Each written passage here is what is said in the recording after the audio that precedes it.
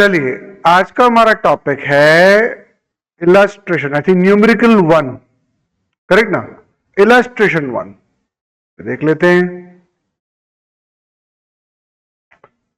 Illustration 1 एक equation approach है जिसके अंदर क्वेश्चन है analyse the effect of each transaction on assets and liabilities and show that the both sides of accounting equation A is equal to L plus C. Now what is this? समझो, मैं आपको एक चीज समझाता हूं। Balance sheet में क्या दिया होता है पहले ये बताओ, पहले देख लें। हाँ जी, ओके। सी बैलेंस शीट अगर मान लो कि मैं यहां बना रहा हूं, बराबर, तो बैलेंस शीट के अंदर क्या दिया होता है? बैलेंस शीट के अंदर सर एसेट्स होती है, ओके, जिसको A से डिनोट किया जाता है। यहां पे क्या होता है सर? कैपिटल, जिसको C से डिनोट किया जाता है। और यहां पे होती है लायबिलिटीज, जिसको फॉर एग्जाम्पल L से डिनोट किया जाता है।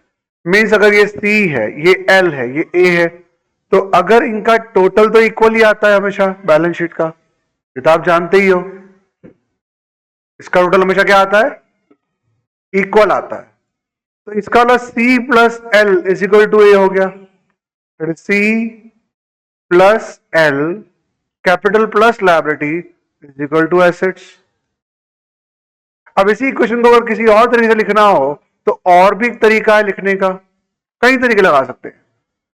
सिंपल मैथ्स लगाए तो कि L is equal to A minus C, या फिर C is equal to asset minus liability. कर सकते ना? अगर ये यहां रखेंगे तो C माइनस हो जाएगा, और अगर ये यहां रखेंगे तो L माइनस हो जाएगा। मतलब इतना याद रखने का कि C plus L capital plus liability is equal to assets. और हर एंट्री से बैलेंस शीट टैली होती है, मैंने पहले पढ़ा दिया है। हर एक एंट्री से बैलेंस शीट टैली होती है। मतलब क्या होता है? आपको एक चीज याद रखनी है, asset minus liability is equal to capital, या capital plus liability is equal to assets. Got it? मतलब दोनों लायबिलिटीज को प्लस कर दो तो एसेट्स का टोटल आ जाएगा। Any doubts? चलिए आगे बढ़ते हैं। तो वही इक्वेशन आपको यहां पे सेट करना है। देखो मैं यहां पे इक्वेशन कैसे सेट कर रहा हूं, देखिए यहां assets is equal to liabilities, correct? Assets is equal to liabilities. Liability का क्या है? दो ही चीजें, लायबिलिटी और कैपिटल। मतलब liability plus capital is equal to assets. अब एसेट्स में तो बहुत सारी चीजें आती हैं। सर ये आपने कैसे लिखा? बेटा मैंने सारे ट्रांजेक्शन पहले एक बार पढ़ लिए थे कि कौन कौन सी चीजें आ रही हैं, फिर उनकी कॉलम पहले से बना ली। तो जब मैंने इसकी कॉलम पहले से बना ली तो क्या हुआ? जब मैंने इसकी कॉलम पहले से बना ली तो सारी एसेट्स मैंने एक तरफ लिख दी, लायबिलिटीज मैंने एक तरफ लिख दी। Any doubts? चलो नेक्स्ट आ जाए। तो अब क्या करना है, जितने भी ट्रांजेक्शन है उसकी एंट्री सोचनी है, और एंट्री सोचने पर क्लियर हो जाएगा कि करना क्या है। इतना याद रखने का कि कोई एक्सपेंस डेबिट हुआ हो। सी एक लॉजिक समझ लो आप, एक और लॉजिक मैं यहां समझा देता हूं। एक और लॉजिक समझा देता हूं। वो लॉजिक ये है, एज्यूम कर लो कि समझो आप यहां पे पीएनएल बना रहे हो, समझ के चलना बेटा, यहां आप पीएनएल बना रहे हो, बड़ा यहां आप ट्रेडिंग बना रहे हो, ट्रेडिंग पीएनएल, और आप आएगी बैलेंस शीट। तो ट्रेडिंग में क्या होता है? एक्सपेंस यहां होता है, इनकम यहां होती है, बराबर। अब मान लो कि आपका ऑलरेडी जीपी 1,00,000 रुपए का है, उस जीपी को आपने यहां लिख दिया 1,00,000 रुपए का। फिर आपने यहां कुछ एक्सपेंस लिखे, कुछ यहां इनकम लिखी, और आपका एनपी आया 2,00,000 रुपए। अब वही एनपी किस में ऐड हो जाएगा बताइए? यहां कैपिटल होगा, उसमें एनपी जुड़ जाएगा। कितने रुपए का? 2,00,000 रुपए। जो भी कैपिटल होगा, एज्यूम आपका 10,00,000 का कैपिटल है, उसमें नेट प्रॉफिट जुड़ जाएगा। अब मैं एज्यूम करता हूं कि ट्रेडिंग में मैंने कोई एक्सपेंस लिखा, समझो 20,000 रुपीज का, तो ये कितने हो जाएंगे? 80,000। यहां कितना आ जाएगा? 80,000। यहां कितना कम हो जाएगा? 180। तो यहां कितना हो जाएगा? 180। इन शॉर्ट अगर एक्सपेंस बुक करते हो तो कैपिटल कम होगी, मतलब कैपिटल माइनस होगी। मतलब अभी आपको एक्सपेंस डालोगे यहां पे या यहां पे तो क्या होगा, कैपिटल कम होगी। और अगर आप कोई इनकम डालते, मान लो यहां पे 1 लाख का आपने प्रॉफिट इनकम ऐड कर दिया, तो ये 2 लाख रुपए हो जाएगा, वो 2 लाख यहां पे 2 लाख हो जाएगा, वो 2 लाख यहां पे 3 लाख कर देगा, वही 3 लाख यहां आ जाएगा। मतलब इनकम होगा तो क्या होगा, कैपिटल में ऐड होगा, एक्सपेंस होगा तो क्या होगा, कैपिटल में लेस होगा। Any doubt? मतलब कोई भी पीएनएल का एक्सपेंस हो या ट्रेडिंग का एक्सपेंस हो, वो कैपिटल को कम कर देगा, और कोई भी इनकम होगी तो कैपिटल में प्लस होगी। Any doubt? बेटा यहां तक किसी को कोई डाउट है? आगे बढ़ते हैं, यहां पे आगे बढ़ जाते हैं। अब देखिए, introduce capital, introduce 8 lakh as cash and 50,000 by stock. Entry क्या होगी, cash account debit, stock account debit to capital, ये एंट्री होगी ना, cash account debit, stock account debit to capital. अब कैश अकाउंट डेबिट हुआ मतलब कैश बढ़ी, स्टॉक अकाउंट डेबिट हुआ बिकॉज स्टॉक भी आया है, एसेट बढ़ी, तो हम क्या करेंगे, दोनों को प्लस कर देंगे। टू कैपिटल, तो कैपिटल भी बढ़ी, वो क्रेडिट हुई है। तो देखो, कैश अकाउंट डेबिट, एसेट बढ़ी, बढ़ा, स्टॉक अकाउंट डेबिट क्योंकि एसेट आया, एसेट बढ़ी, डेबिट, सामने लायबिलिटी बढ़ी कैपिटल की, कैपिटल क्रेडिट, एंट्री हो गई। Any doubts? चलो नेक्स्ट आते हैं, फिर उसका टोटल लगा देने का, जो भी यहां ट्रांजेक्शन हुआ ना उसका टोटल। देखो इक्वेशन टैली हो गया है ना, asset is equal to liability, 8.5 lakh 8.5 lakh. Next है दूसरा question, purchase plant for 3 lakh by paying 15,000 in cash and balance in later due. यानी इसकी एंट्री क्या होगी, प्लांट अकाउंट डेबिट बराबर टू कैश 15,000, बाकी 285 क्रेडिटर।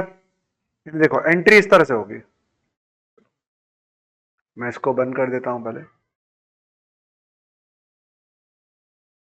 यहां लिखते हैं क्या एंट्री आएगी, बताओ बताओ कहां है। Okay, plant account debit to cash to creditor. Plant कितने का आया, 3 लाख का, 15,000 का कैश गया, और क्रेडिटर कितने का गया बताओ, क्रेडिटर कितने के आएंगे, 2,85,000। तो प्लांट बढ़ा, एसेट बढ़ी, डेबिट करेंगे, बराबर, एसेट बढ़ी, सामने एसेट कम हुई,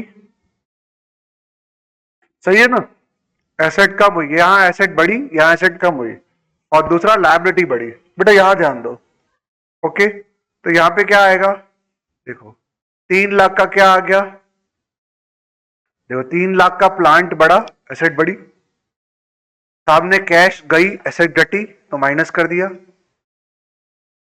सही है, सामने पैसे 285 देने हैं तो लायबिलिटी बढ़ी।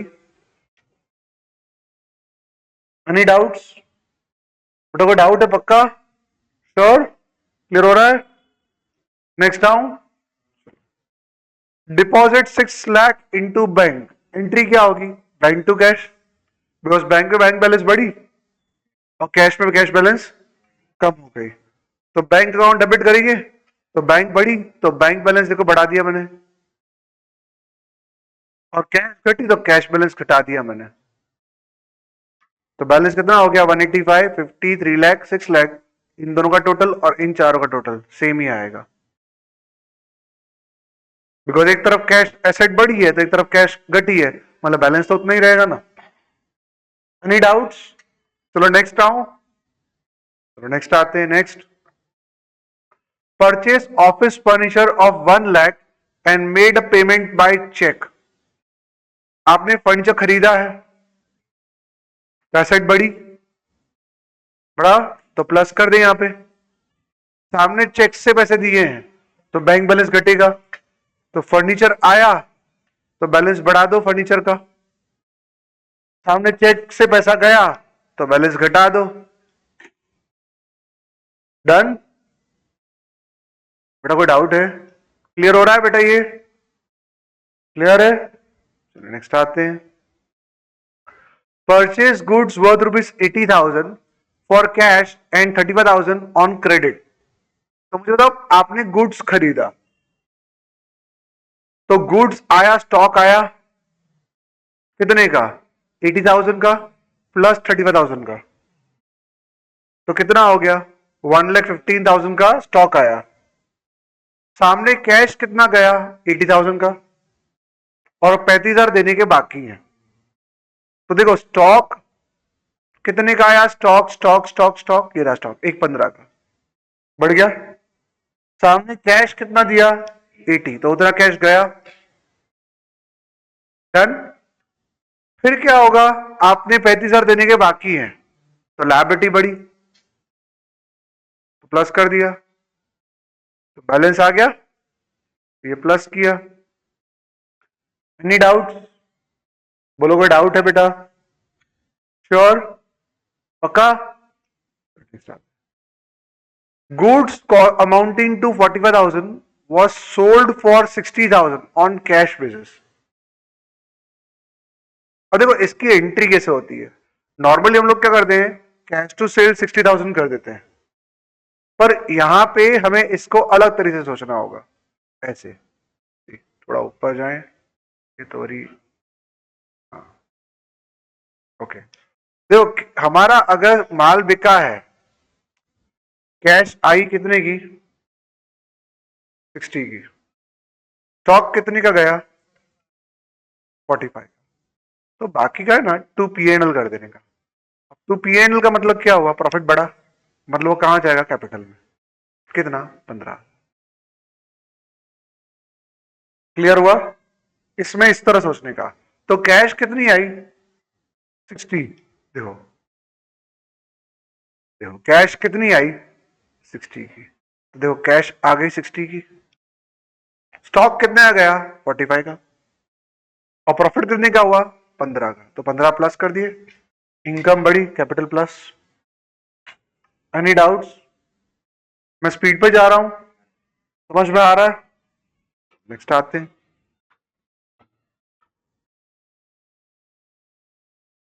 नेक्स्ट ट्रांजेक्शन, यहां तक का बैलेंस आ चुका है। Goods costing 80,000 were sold for rupees 1,25,000। मतलब देखो वही एंट्री होगी सेम। देखो यानी यहाँ पे कितने कितने आए हैं, यही एंट्री सेम है, मैं अमाउंट बदल देता हूं। तो 125 का कैश आया है, 80 का स्टॉक गया है, तो 45 का प्रॉफिट हुआ होगा।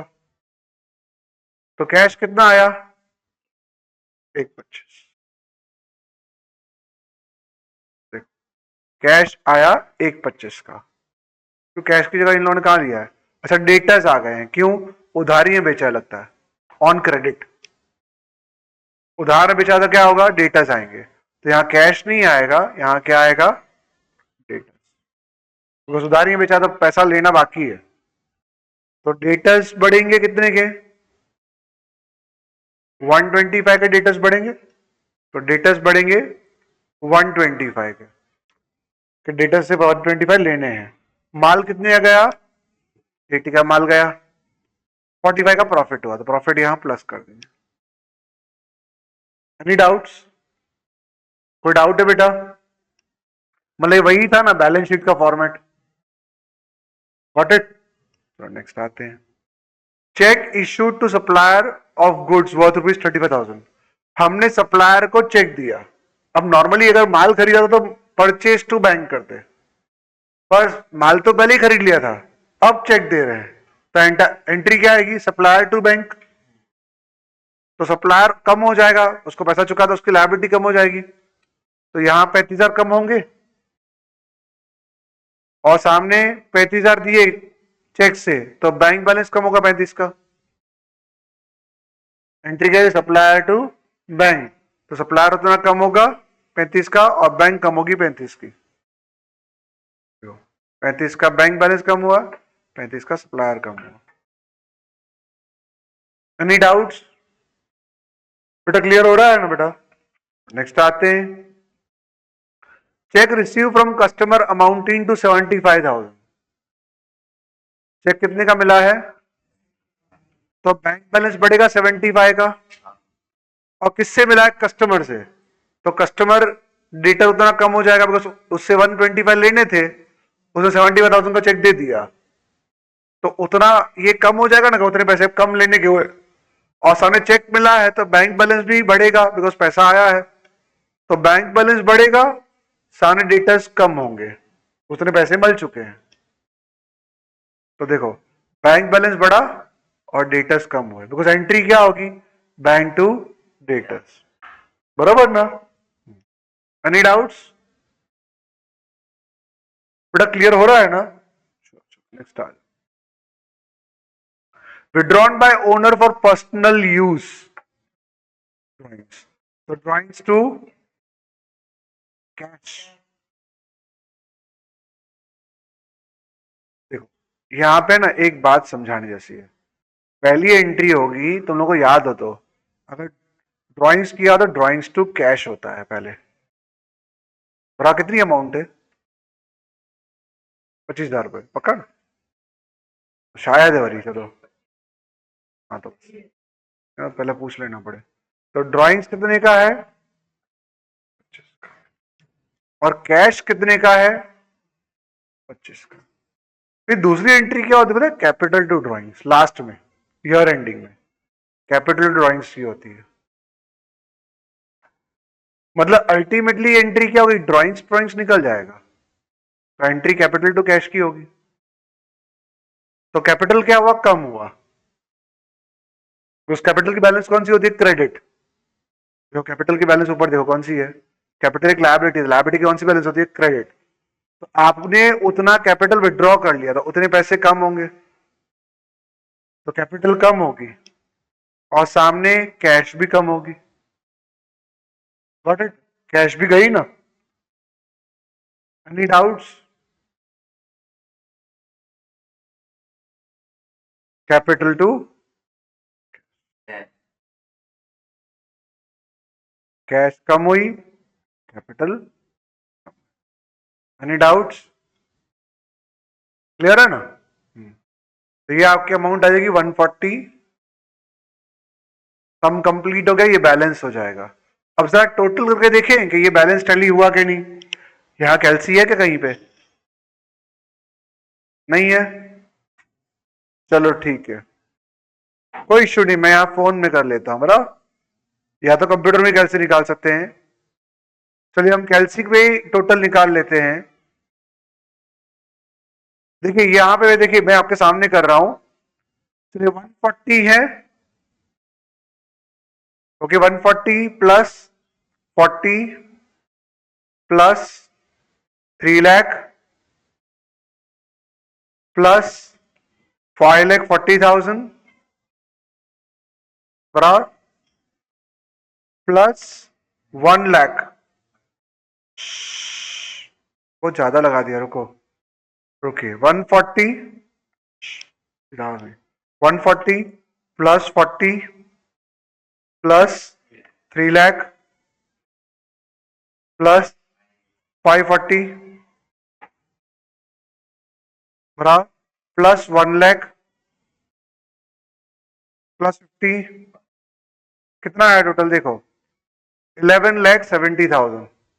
अब उन दोनों का टोटल करते हैं, 11,70,000। अब इसका करते हैं 285 प्लस 825। ये क्यों टैली नहीं हुआ? अच्छा 885 आता है, ओके मेरी मिस्टेक हो गई है। तो 885 11,70,000, यानी यहाँ पे 885 आएगा। ओके क्लियर है? तो ये मिस्टेक मैं सुधार दूं। सुधारने के लिए इनेबल एडिटिंग का ऑप्शन बंद है, नहीं कर पाएंगे। चलो, तो मैंने वो जिप फाइल से खोला है इसलिए। चलो क्लियर हो गया? Sum complete.